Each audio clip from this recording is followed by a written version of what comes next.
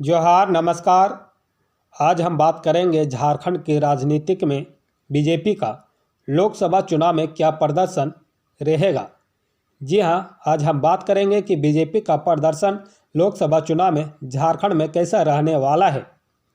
तो बात करते हैं, बीजेपी ने जिस तरीके से हेमंत सोरेन की गिरफ्तारी करवाई है और ईडी ने जिस तरीके से हेमंत की कार्रवाई की है, उसके बाद से बीजेपी का जो सपना पूरे लोकसभा में देखी है उसने कि झारखंड की 14 सीटें जीतकर इतिहास रचेंगे। साथ ही पूरे भारतवर्ष में उसने जो नारा दिया है कि अब की बार 400 का पार जो सपना देखा है, वह सपना चकनाचूर होने वाला है हेमंत के कारण। चूँकि हेमंत सोरेन की गिरफ्तारी के बाद से आदिवासी समाज लोग बीजेपी से काफ़ी नाराज दिख रहे हैं और इसका मुख्य कारण है हेमंत सोरेन की गिरफ्तारी।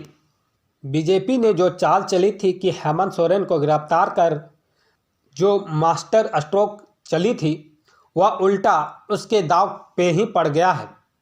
बीजेपी चाहती थी कि हेमंत सोरेन को गिरफ्तार करके या हेमंत सोरेन को झुकाकर झारखंड में जो सीटें हैं उसे हम कैसे हासिल कर सकें, 14 की 14 सीटें कैसे हम हासिल कर सके। मगर 14 सीटें हासिल करने के चक्कर में हेमंत सोरेन के साथ जो किया है, उसके कारण बीजेपी को पूरे भारतवर्ष में सिर्फ हेमंत के कारण 40 से 50 सीटों का नुकसान होता दिख रहा है। इसका मुख्य कारण है हेमंत सोरेन की गिरफ्तारी। जी हाँ, इसका समीकरण आज हम आपको बताने वाले हैं कि किस कारण हेमंत सोरेन बीजेपी के लिए मुश्किल साबित हो सकता है। बता दें कि हेमंत सोरेन की गिरफ्तारी जिस वक्त हुई और राज्यपाल ने झारखंड मुक्ति मोर्चा को सरकार बनाने के लिए जिस तरीके से रोका, उसके बाद से झारखंड की राजनीतिक में गर्माहट पैदा हो गई थी। पूरे संथाल इलाका से लेकर पूरे कोल्हान क्षेत्र तक पूरे झारखंड में जितने भी आदिवासी भाई लोग थे, वो बीजेपी से काफ़ी नाराज दिख रहे थे। और जो बाबूलाल मरांडी अपने आप को आदिवासी नेता समझ रहे हैं, लोग उन्हें डायरेक्ट बोल रहे हैं कि वो बीजेपी का एजेंट है, वो आदिवासियों का भला कभी नहीं कर सकते हैं। यही बात वो कर रहे हैं। जी हाँ, हेमंत सोरेन की गिरफ्तारी से बीजेपी को बहुत बड़ा नुकसान होने वाला है। ये आंदरूनिक सूत्रों के हवाले से प्राप्त जानकारी के अनुसार हम आपको ये बातें साझा कर रहे हैं। और यहाँ के आदिवासियों की जो राय है, यहाँ के जो मूलवासियों की राय है, उसे हम बताने का प्रयास कर रहे हैं। हेमंत सोरेन की गिरफ्तारी बीजेपी के लिए बहुत घातक ही साबित होने वाला है। हेमंत सोरेन ने विश्वास मत के दौरान जिस तरीके से बीजेपी को टारगेट किया और जिस तरीके से बीजेपी को अपने दिमागी खेल से मात दिया, वो काबिल तारीफ है। हेमंत सोरेन ने विश्वास मत के दौरान कहा कि ये लोग चाहते हैं कि आदिवासी लोग सिर्फ जंगलों में रहें, हमारी तरह हमारे सामने बैठकर ना रहें, हमारे साथ ना खाएं, हम BMW में ना घूमें, एरोप्लेन में ना चढ़ें, होटल में ना रुकें। ये बीजेपी लोग चाहते हैं। इस तरीके का भाषण देने के बाद हेमंत सोरेन ने बीजेपी को बहुत कमज़ोर कर दिया है।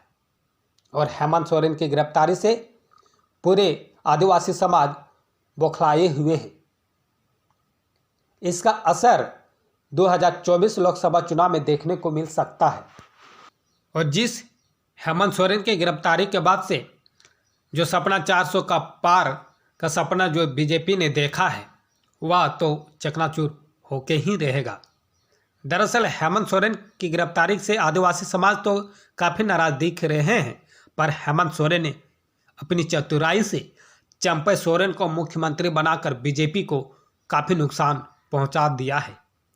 चंपई हेमंत सोरेन के पिता शिबू सोरेन के साथ झारखंड मुक्ति मोर्चा के संस्थापक सदस्यों में से एक है, लेकिन हेमंत सोरेन के उन पर भरोसे के पीछे यही एकमात्र कारण नहीं है।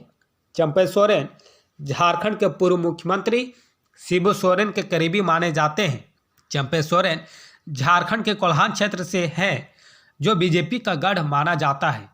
इसके अलावा झारखंड को अब तक कोल्हान से 3 मुख्यमंत्री मिले, जिनमें से 2 भाजपा से थे अर्जुन मुंडा, जो 2010 से 2013 तक झारखंड में शासन किया। दूसरी रघुवर दास थे, जो 2014 से लेकर 2019 तक शासन किए।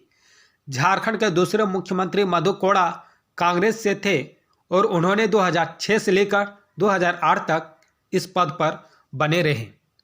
मधु कोड़ा हेमंत सोरेन के साथ झारखंड के उन 3 मुख्यमंत्रियों में शामिल है जिन्हें घोटालों में गिरफ्तार किया गया था। 2019 के झारखंड विधानसभा चुनाव में बीजेपी ने कोल्हान में उम्मीद के मुताबिक प्रदर्शन नहीं किया। दरअसल 13 विधानसभा क्षेत्रों में पार्टी का प्रदर्शन खराब रहा। सबसे बड़ा झटका जमशेदपुर पूर्वी सीट पर लगा, जहां सरयू राय ने भाजपा के रघुवर दास को भारी अंतर से हरा दिया। मुख्यमंत्री के रूप में अपने कार्यकाल के दौरान हेमंत सोरेन को ज़्यादा लोकप्रियता मिली, क्योंकि नियुक्ति को छोड़कर हर क्षेत्र में बेहतर काम किया है। चंपई सोरेन को अपना उत्तराधिकारी चुनना बीजेपी को खत्म करने के लिए एक तुरुप का इक्का माना जा रहा है।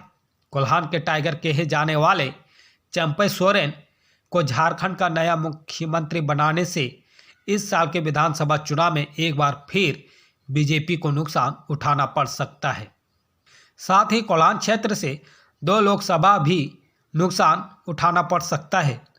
ऐसे ही संथाल परगना के सीटों पर भी बीजेपी को भारी नुकसान हो सकता है, क्योंकि हेमंत सोरेन ने विधानसभा में विश्वास मत के दौरान बीजेपी को जिस तरह से रगड़ा है, उससे बीजेपी काफ़ी घबराई है और हेमंत सोरेन पूरे भारत में लोकप्रिय हो गए हैं। इसका असर बिहार के कुछ उन हिस्सों में पड़ने वाला है जो झारखंड के संथाल परगना जिले से सटे हुए हैं, और असम में आदिवासी सीटों पर भी बीजेपी को नुकसान उठाना पड़ सकता है। अगर आदिवासी बहुल सीटों को जोड़कर देखें तो झारखंड में 4 से 5 सीटों का नुकसान हो सकता है। वहीं बिहार के कुछ हिस्सों को सीटें और असम के सीटें मिलाकर 40 से 50 सीटों का नुकसान बीजेपी को 2024 में होने वाले लोकसभा चुनाव में उठाना पड़ सकता है।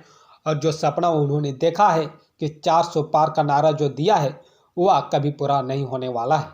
ये थे समीकरण जो झारखंड के लोगों के द्वारा ली गई थी, जो झारखंड के आदिवासियों और मूलवासियों ने अपना वक्तव्य बताया था। ये थे झारखंड के मूलवासियों और आदिवासियों के मूल विचार।